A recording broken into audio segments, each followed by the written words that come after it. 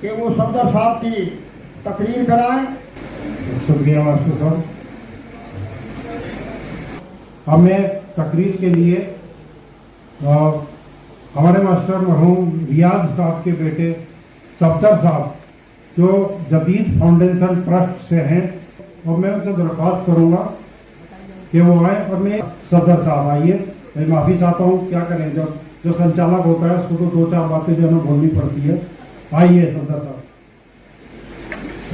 رب اشرح لی صدری ویسر لی امری واحلل عقدۃ من لسانی یفقہوا قولی۔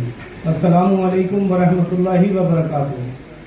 میں بہت شکر گزار ہوں BSDC کا، جنہوں نے میرے والد مرحوم جناب ریاض صاحب کو مولانا فاخر ایوارڈ کے لیے چنا۔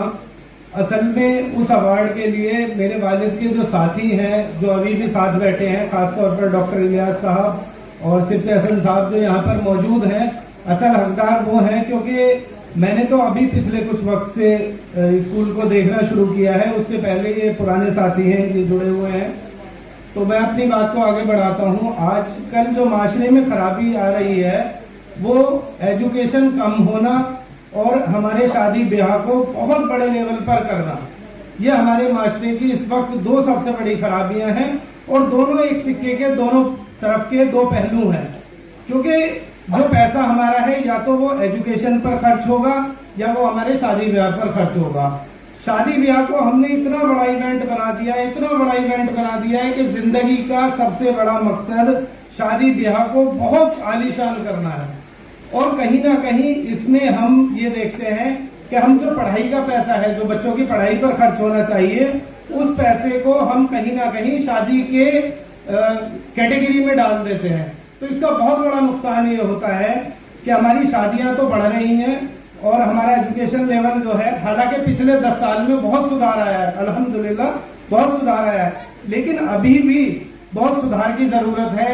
ایک سروے کے مطابق ہمارے جو بچے ہیں ہمارے سماج کے اور مسلم کمیونٹی کے، وہ 100% بچے پرائمری لیول تک پڑھائی کرتے ہیں۔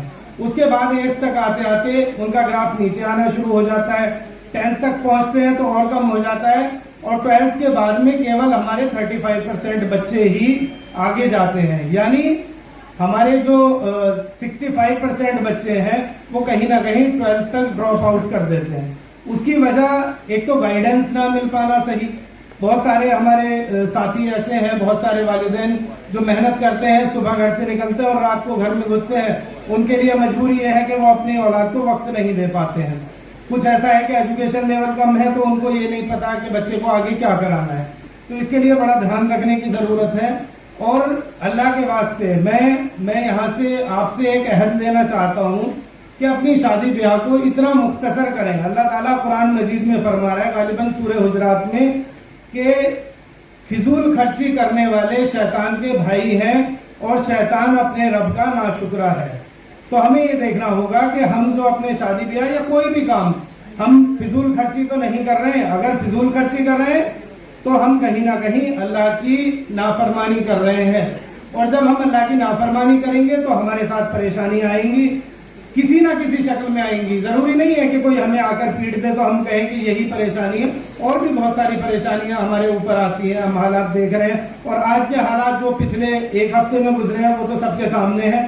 تو اس کا سب سے اچھا حل یہی ہے کہ ہم اپنے بچوں کو اس لیول تک پڑھائیں کہ وہ SSC کے ایگزام، UPSC کے ایگزام کریک کریں، کیونکہ جوڈیشری لیول پر جانا بہت ضروری ہے۔ اگر وہاں تک نہیں پہنچیں گے، ہم یہ سوچ لیں ہم ڈاکٹر بن جائیں، اچھی بات ہے، لیکن جوڈیشری لیول تک اگر ہم نہیں جائیں گے تو یقین مانیے کہیں نہ کہیں ہم پیچھے رہ جائیں گے اور ہم اپنے رائٹس، اپنے حقوق کو حاصل نہیں کر پائیں گے۔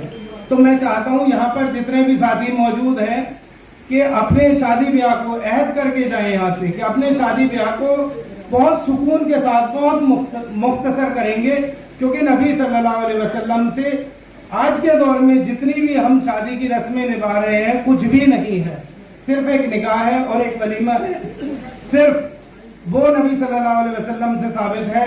تو میں یہاں سب سے گزارش کروں گا کہ عہد کریں، بالکل بھی صرف ایک نکاح اور ایک ولیمہ۔ میں اپنی بات کو یہیں پر ختم کرتا ہوں۔ جزاکم اللہ خیر۔